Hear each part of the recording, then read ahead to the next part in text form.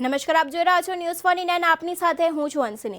ગીર જંગલના જાંબુથાળા ગામ કે જે ગામ જંગલખાના નિયમ મુજબ સેટલમેન્ટનું ગામ છે, ત્યાં વસવાટ કરતા 200 વ્યક્તિ ઉપર જાંબુથાળામાં રહેતા હોય ત્યારે જંગલમાં સેટલમેન્ટ ગામ તરીકે જાંબુથાળા ગામમાં હોય અને ત્યાં રહેતા લોકોને પોતાને પડતી મુશ્કેલીઓ જેવી કે લાઇટ, પાણી તેમજ બાળકોને અભ્યાસ માટેની કોઈ પણ સુવિધા ન હોય ત્યારે આ ગામ સેટલમેન્ટ કેવી રીતે હોઈ શકે? ગામમાં રહેતા લોકોએ મહેમાનોને જંગલ ખાતા દ્વારા રોકવામાં આવે છે। તે ઉપરાંત ખેતી ધરાવતા લોકોને કુદરતી વાવાઝોડા કે કમોસમી વરસાદમાં સહાય મળતી ન હોય તેની સાથે જ ગામની અંદર વન્ય પ્રાણી દ્વારા હિંસક હુમલા પણ કરવામાં આવેલ છે।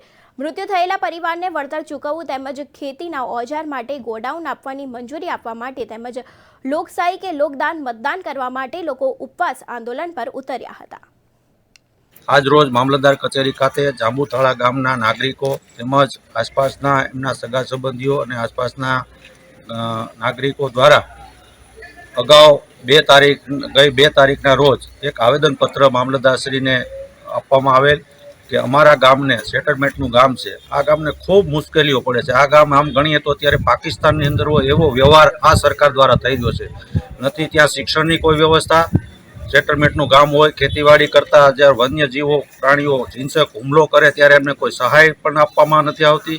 ખેતીવાડી માટે વીજળીના પ્રશ્નો હોય તો એ પણ એમના હલ થતા નથી।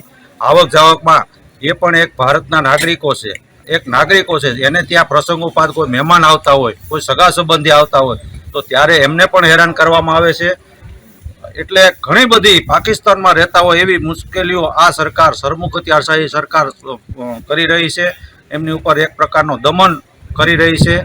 જ્યારે અંગ્રેજો વખતે જેમ આપણા લોકો નાગરિકો ઉપર જેમ દમન ગુજારાતો એવી જ પરિસ્થિતિ આ સરકારની અત્યારે આ ગામના લોકો અને આસપાસના સગા સંબંધીઓ ઉપર ગુજારી છે।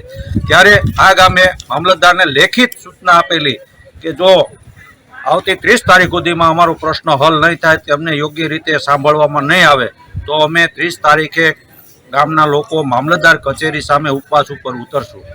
એના ભાગરૂપે આજ દિવસ સુધીમાં આ તંત્ર દ્વારા કોઈ કાર્યવાહી કરવામાં આવેલ નથી, જેના ભાગરૂપે આ ગામના તમામ પીડિત લોકો દમન તેમની ઉપર થયેલો છે, આવા લોકો ન્યાય માટે એક તાલુકાનો વડો જે મામલતદાર કહી શકાય એમની સમક્ષ હૈયાવરાળ કાઢવા માટે એમને આપવીતી જણાવવા માટે અહીંયા ઉપવાસ ઉપર આજે ઉતર્યા છે। ત્યારે એમને અમારો સંપૂર્ણ ટેકો છે અને આ દમનકારી અન્યાયકારી સરકાર આ નિર્દોષ લોકો સામે પોલીસ તંત્રનો ઉપયોગ કરી અને એની સામે કડક કાર્યવાહી પણ ન કરવી જોઈએ। લોકશાહીમાં સૌને પોતાનો હક માગવાનો અધિકાર છે અને અધિકારની રૂએ અહીંયા અમે બધા એમની સાથે છીએ, બેઠા છીએ અને પોલીસ તંત્રનો પણ ખોટો આ સરકાર દુરુપયોગ કરી અને દમન ન ગુજારે એવી પ્રાર્થના